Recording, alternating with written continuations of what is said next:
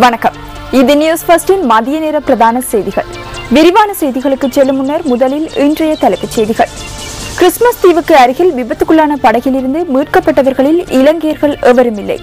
ஆஸ்திரேலியாவுக்கான இலங்கை உயர்ஸ்தானிகர் தெரிவிப்பு. டெங்கு காய்ச்சலை கட்டுப்படுத்துவதற்காக காலதாமதமின்றி அனைவரும் ஒன்றிணைந்து செயற்பட வேண்டும். அரசாங்கம் கோரிக்கை. ஆப்கானிஸ்தானின் காபூலில் ஹோட்டல் ஒன்றின் மீது தலிபானியர்கள் தாக்குதல். இனி விரிவான செய்திகள்.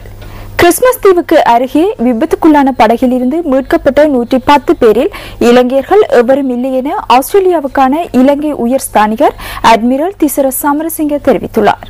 ஆஸ்திரேலிய சமுத்திர பாதுகாப்பு பணியகத்தின் அதிகாரிகள் இதனை தமக்கு அறிவித்துள்ளதாக அவர் நியூஸ் ஃபர்ஸ்டிற்கு கூறினார். இந்த விபத்தில் உயிரிழந்த 4 சடலங்கள் மீட்கப்பட்டுள்ளதாகவும் அவர் குறிப்பிட்டுள்ளார். விபத்துக்குள்ளான படகில் மேலும் 90 பேர் இருந்திருக்கலாம் என சந்தேகிக்கப்படுவதாக அட்மிரல் திசர சமரசிங்க தெரிவித்துள்ளார்.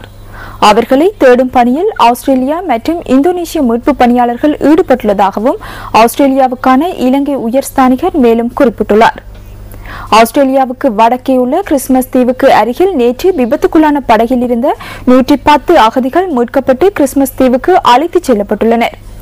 விபத்துக்குள்ளான படகில் இருந்தவர்கள் தம்மை ஆஸ்திரேலியாவுக்கு அழைத்துச் செல்லுமாறு வேண்டுகோள் விடுத்திருந்ததாகவும் இதற்கு அமைவாக இவர்கள் கிறிஸ்துமஸ் தீவுக்கு அழைத்துச் செல்லப்பட்டதாகவும் ஆஸ்திரேலிய சமுத்திர பாதுகாப்பு பணியகம் அறிவித்துள்ளது.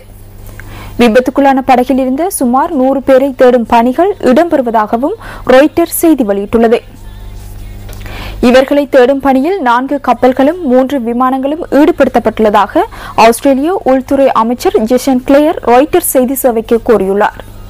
உயிருடன் மீட்கப்பட்டவர்களில் 13 வயது சிறுவனும் அடங்குவதாக அதில் தெரிவிக்கப்பட்டுள்ளது. இதேவேளை விபத்துக்குள்ளான படகில் இருந்த சுமார் 75 பேர் நீரில் மூழ்கியிருக்கலாம் என மேற்கு ஆஸ்திரேலிய போலீஸ் ஆணையாளர் கார்ல் ஓ கொலன் ஊடகங்களுக்கு குறிப்பிட்டுள்ளார். ஜனாதிபதி மஹிந்த ராஜபக்சவுக்கும் இந்திய பிரதமர் கலாநிதி மன்மோகன் சிங்கிற்கும் இடையில் சந்திப்பொன்று பிரேசிலில் இடம்பெற்றுள்ளது. பிரேசிலின் ரியோ டி ஜெனிரோவில் நடைபெறுகின்ற ரியோ பிளஸ் 20 மாநாட்டில் கலந்து கொள்வதற்காக விஜயம் மேற்கொண்டுள்ள ஜனாதிபதி மஹிந்த ராஜபக்ச நேற்றும் சில அரசு தலைவர்களை சந்தித்து இருதரப்பு பேச்சுவார்த்தைகளை நடத்தியுள்ளார். இதற்கமைய இந்தியா, நேபாளம் உள்ளிட்ட சில நாடுகளின் அரசு தலைவர்களை ஜனாதிபதி சந்தித்ததாக ஜனாதிபதியின் ஊடக இணைப்பு செயலாளர் விஜயானந்த ஹேரத் தெரிவித்துள்ளார். உத்தியோகபூர்வ சந்திப்புக்கு முன்னதாக இந்திய, இலங்கை தலைவர்களுக்கு இடையில் சிநேகபூர்வ சந்திப்பொன்றும் இடம்பெற்றதாக அவர் கூறினார்.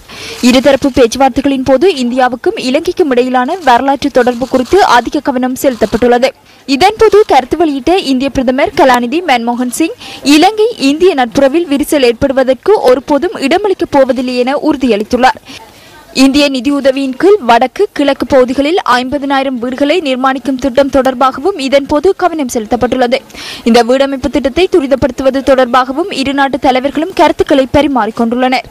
இதேவேளை ஜனாதிபதியை சந்தித்த நேபாளத்தின் பிரதமர் தமது நாட்டின் நீர்மின் உற்பத்தி நடவடிக்கைகளுக்கு ஒத்துழைப்பு பெற்றுத்தர இலங்கை முன்வர வேண்டும் எனவும் வேண்டுகோள் விடுத்துள்ளார். நாடளாவிய ரீதியில் பரவி வருகின்ற டெங்கு காய்ச்சலை கட்டுப்படுத்துவதற்காக காலதாமதமின்றி அனைத்து பொது நிறுவனங்களும் மக்களும் ஒன்றிணைந்து செயற்பட வேண்டும் என அரசாங்கம் கோரிக்கை விடுத்துள்ளது. நகர பகுதிகளில் மாத்திரமல்லாது ஏனைய பகுதிகளிலும் டெங்கு காய்ச்சல் பரவி வருவதாக அரசாங்க தகவல் திணைக்களம் வெளியிட்டுள்ள விசேட அறிக்கை ஒன்றில் தெரிவிக்கப்பட்டுள்ளது. டெங்கு காய்ச்சலால் பீடிக்கப்பட்ட பெரும் எண்ணிக்கையிலானவர்கள் வைத்தியசாலைகளில் அனுமதிக்கப்பட்டுள்ளதுடன் சிறுவர்கள் உள்ளிட்ட பலர் இதனால் உயிரிழந்துள்ளதாகவும் அதில் சுட்டிக்காட்டப்பட்டுள்ளது. டெங்கு ஒழிப்பு நடவடிக்கைகளுக்காக சுகாதார அமைச்சு தற்போது விசேட திட்டம் ஒன்றை நடைமுறைப்படுத்தியுள்ளது. இதற்கமைய டெங்கு நுளம்பு பெருக்கம் தொடர்பான ஆய்வுகளை மேற்கொள்வதற்காக 50 குழுக்களையும் அமைச்சு நியமித்துள்ளதாக அரசாங்க தகவல் திணைக்களம் வெளியிட்டுள்ள அறிக்கையில் தெரிவிக்கப்பட்டுள்ளது. இந்த நிலையில் டெங்கு நுளம்பு பெருகும் வகையில் சுற்றுச்சூழலை வைத்திருப்போர் தொடர்பில் பாரபட்சமின்றி சட்ட நடவடிக்கை மேற்கொள்ளப்படும் எனவும் அறிவுறுத்தல் விடுக்கப்பட்டுள்ளது. இந்த மாதம் 25ஆம் தேதி முதல் 1 மாத காலத்திற்கு தேசிய டெங்கு ஒழிப்பு மாதம் ஒன்று அறிவிக்கப்பட்டுள்ள நிலையில் இந்த நடவடிக்கையை தேசிய தேவையாக கருதி அனைவரும் செயற்பட வேண்டும் என அரசாங்கம் கோரிக்கை விடுத்துள்ளது. இதேவேளை இந்த வருடத்தின் இதுவரையான காலப்பகுதியில் டெங்கு காய்ச்சலால் பீடிக்கப்பட்ட 12,336 பேர் இனம் காணப்பட்டுள்ளனர். குறித்த காலப்பகுதிக்குள் டெங்கு காய்ச்சலினால் 75 பேர் உயிரிழந்துள்ளதாகவும் அறிவிக்கப்பட்டுள்ளது. தமிழீழ விடுதலை புலிகள் அமைப்பின் மகளிர் அரசியல் பிரிவு தலைவியாக செயற்பட்ட தமிழினி என அழைக்கப்படும் சுப்பிரமணியம் சிவகாமி என்பவருக்கு புனர்வாழ்வு அளிக்குமாறு கொழும்பு பிரதம நீதவான் ரஸ்மி சிங்கப்புலி இன்று உத்தரவிட்டுள்ளார்.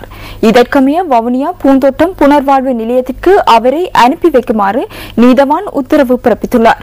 சுமார் 3 வருடங்களாக வெலிக்கடை சிறைச்சாலையில் விளக்கமறியலில் வைக்கப்பட்டிருந்த தமிழினி இன்று நீதிமன்றத்தில் ஆஜர்படுத்தப்பட்ட போதே இந்த உத்தரவு பிறப்பிக்கப்பட்டுள்ளது. குறித்த பெண் தமிழீழ விடுதலை புலிகள் அமைப்பின் பிரபல உறுப்பினராக செயற்பட்டதாக குற்றப்புலனாய்வு திணைக்களம் நீதிமன்றத்தில் அறிவித்துள்ளது. இதேவேளை புனர்வாழ்வு அளிக்கப்பட்ட முன்னாள் தமிழீழ விடுதலை புலிகளில் 635 பேர் மாத்திரமே சமூகமயப்படுத்தப்பட வேண்டியுள்ளதாகவும் புனர்வாழ்வு ஆணையாளர் நாயகம் அலுவலகம் தெரிவித்துள்ளது. அவர்களில் 16 பேர் இந்த மாதம் சமூகமயப்படுத்தப்பட உள்ளதாக புனர்வாழ்வு ஆணையாளர் நாயகம் பிரிகேடியர் தர்ஷன ஹெட்டியாராச்சி கூறியுள்ளார். நீதிமன்ற உத்தரவின் பேரில் இவர்களுக்கு 1 வருட காலம் புனர்வாழ்வு அளிக்கப்பட்டுள்ளது. வவுனியா மற்றும் மணலாறு ஆகிய புனர்வாழ்வு நிலையங்களில் இவர்களுக்கான பயிற்சிகள் வழங்கப்பட்டதாக புனர்வாழ்வு ஆணையாளர் நாயகம் மேலும் குறிப்பிட்டுள்ளார். கனேமுல்ல பகலையாகோட பகுதியில் ஒருவர் கொலை செய்யப்பட்டுள்ளார். முச்சக்கர வண்டியொன்றின் சாரதி ஒருவரே இவ்வாறு கொலை செய்யப்பட்டுள்ளதாக போலீசார் குறிப்பிட்டனர்.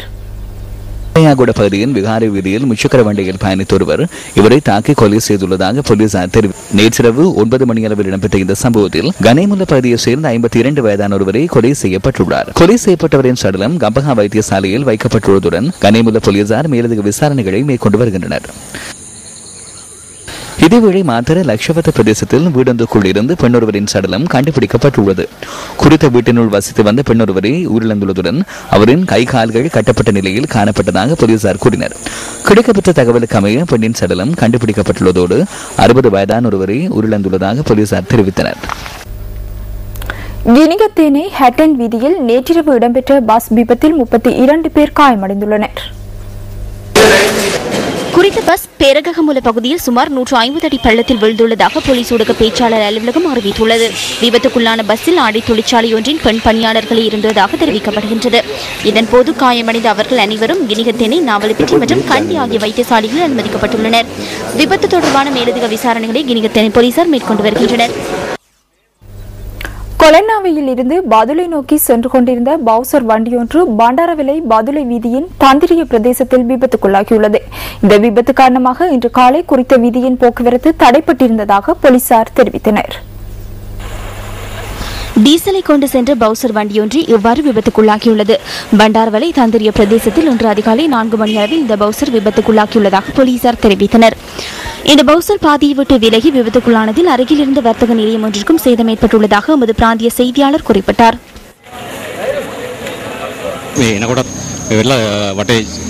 நாங்கள் வரும்போது மக்கள் கூட்டமாக கூடியிருந்தனர். இந்த இடத்தில் இருந்தவர்கள் மிகவும் சிரமத்துக்கு மத்தியில் பவுசரில் இருந்தவர்களை வெளியில் எடுத்தனர். விபத்தில் காயமடைந்த மூவர் வைத்தியசாலையில் சிகிச்சைகளுக்காக அனுமதிக்கப்பட்டுள்ளனர். விபத்துக்குள்ளான பவுசரில் இருந்து வெளியேறிய எரிபொருளை பிரதேச மக்கள் ஒன்று சேர்ப்பது எமது கேமராக்களில் பதிவாகியது. மொனராகலை வெள்ளவாய தனமல்வில பிரதான வீதியில் இடம்பெற்ற விபத்தில் தேரர் ஒருவர் உயிரிழந்துள்ளார்.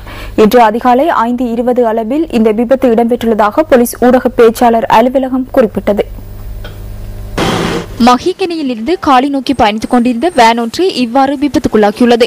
சாரதிக்கு வாகனத்தை கட்டுப்படுத்த முடியாமல் போனமையினால் வாகனம் வீதியை விட்டு விலகி விபத்துக்குள்ளானதாக போலீசார் தெரிவித்தனர். இந்த விபத்தில் 52 வயதான தேரர் ஒருவரை உயிரிழந்துள்ளார்.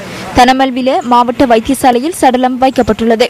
விபத்தில் காயமடைந்தவர்கள் ஹம்பாந்தோட்டை ஆதார வைத்தியசாலையில் அனுமதிக்கப்பட்டுள்ளனர். இலங்கை சமசமாய கட்சியின் முன்னாள் தலைவரும் முன்னாள் நிதி அமைச்சருமான என்.எம். பெரேராவின் உருவச்சிலை ஒன்று யட்யாந்தோட்டை என்.எம். பெரேரா விளையாட்டு மைதானத்திற்கு அருகில் நேற்று திறந்து வைக்கப்பட்டது. சபாநாயகர் சமல் ராஜபக்ச தலைமையில் இந்த நிகழ்வு நடைபெற்றது. என்.எம். பெரேரா ஞாபகார்த்த அமைப்பினால் வடிவமைக்கப்பட்டிருந்த 21 சபாநாயகர் சமல் ராஜபக்சவிடம் கையளிக்கப்பட்டது.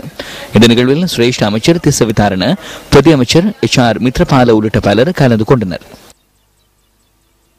වාසිය සඳහා බලය සඳහා තමන්ගේ ප්‍රතිපත්ති පාවා නොදිච්ච லாபங்களுக்காக தமது கொள்கையை அவர் ஒருபோதும் விட்டுக் கொடுக்கவில்லை.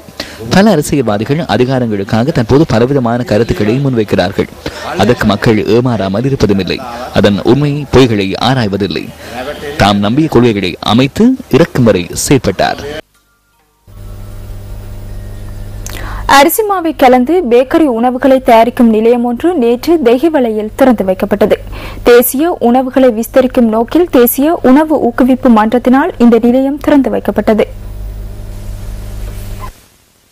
போஷணை மாதத்தினை முன்னிட்டு விவசாய அமைச்சின் வழிகாட்டலின் கீழ் இந்த வர்த்தக நிலையம் திறந்து வைக்கப்பட்டுள்ளது. தேசிய உணவு ஊக்குவிப்பு மன்றத்தின் தலைவர் குமுதினி குணசேகரவின் தலைமையில் இந்த நிகழ்வு இடம்பெற்றது. අපිට පාම්පිටි පරිභෝජනය අවම කරන්නට සිද්ධ වෙලා තියෙනවා. එකක් තමයි கோதுமை மாவின் பாவனையை நாம் குறைக்க வேண்டும். முதலாவது போசாக்கின் தரத்தை அதிகரிக்க வேண்டும். எமது தேசிய உற்பத்தியான அரிசி மாவினால் பல்வேறு உணவு வகைகளை தயாரிக்க உற்பத்தி செய்ய முடியுமெனின் நாம் ஏன் வேறு பொருட்களை நாடி செல்ல வேண்டும்? விவசாய அமைச்சு மற்றும் தேசிய உணவு ஊக்குவிப்பு மன்றம் ஆகியன இணைந்து அனைத்து பேக்கரி உற்பத்திகளிலும் அரிசி மாவை கலந்து தயாரித்து சந்தைப்படுத்த நடவடிக்கை எடுத்துள்ளது.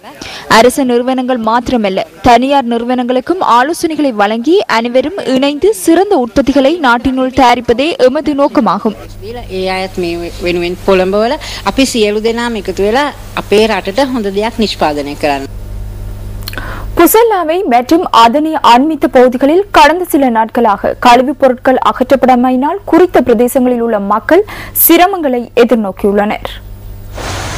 சுத்தமான சூழல் ஆரோக்கியமான வாழ்வுக்கு வழிவகுக்கும் என்பார்கள். உடப்பநாத பிரதேச சபைக்குட்பட்ட சில பகுதிகள் இன்று துர்நாற்றத்துடன் இவ்வாறு காட்சியளிக்கின்றன. புசல்லாவை உள்ளிட்ட நகரங்களின் இயற்கை சூழலுக்கு சவால் விடுப்பதாக இந்த குப்பை குளங்கள் காணப்படுகின்றன. குப்பைகளை கொட்டுவதற்கு உரிய இடமொன்று இல்லாமையால் இவ்வாறு சூழல் அசுத்தமடைந்து காணப்படுவதாக பிரதேச மக்கள் அங்கலாக்கினர். அதனால் டெங்கு நோய் பரவி கொண்டிருக்குது. ஆனால் இது இப்போ 27ஆம் தேதியில் யாருமே குப்பை எடுக்கிறதாகவும் இல்லை.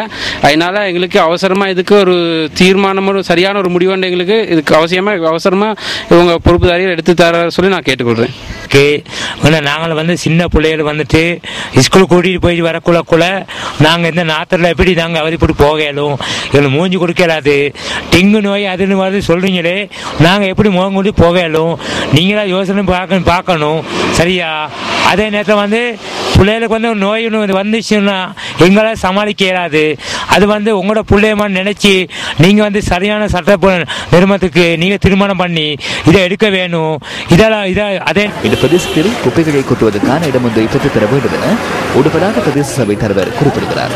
இதற்கு முன்னர் இருந்த தலைவர்கள் அனைவரும் பாராளுமன்றம் வரை இந்த பிரச்சனையை முன்வைத்துள்ளனர். இருப்பினும் எந்த பதிலும் இல்லை. நான் பொறுப்பேற்ற காலத்தில் இருந்து குப்பைகளை கொட்டுவதற்கு இடமில்லை. புசல்லாவ நகர மண்டபத்துக்கு முன்பாக உள்ள காணிகளில் மண்ணை நிறைத்து குப்பைகளை கொட்டுகிறோம். புசல்லாவ நகர குப்பைகளை ஒன்று சேர்க்கிறோம். அதற்கு புசல்லாவ மக்கள் எதிர்ப்பு தெரிவிக்கின்றனர். எமக்கு குப்பைகளை கொட்ட இடமில்லை. எமக்கு இடமொன்றை உயரதிகாரிகள் பெற்றுத்தர வேண்டும். சுத்தமான சூழல் நோயற்ற வாழ்வுக்கு வழிவகுக்கும் என்பதை மக்களும் அதிகாரிகளும் ஒரு கணம் மறந்து விட்டார்களா? புசல்லாவ மற்றும் அதனை அண்மித்த பகுதிகளில் கொட்டப்பட்டுள்ள இந்த குப்பைகள் விரைவில் அகற்றப்பட வேண்டும் என்பதே அழகிய இலங்கையை விரும்பும் அனைவரதும் ஏகோபித்த எதிர்பார்ப்பாகும்.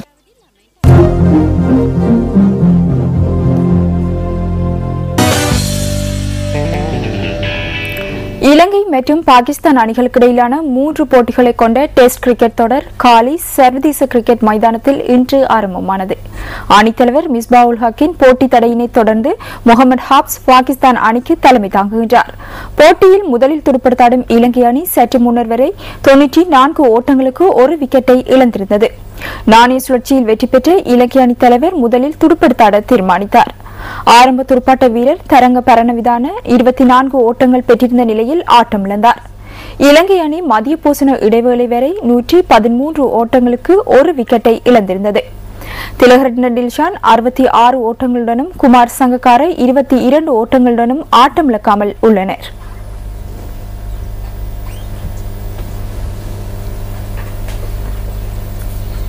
இதுவரை நமது மதிய நேர பிரதான செய்திகள் நிறைவடைகின்றன. நமது மணித்தியால செய்திகளை 2:25 எதிர்பாருங்கள்.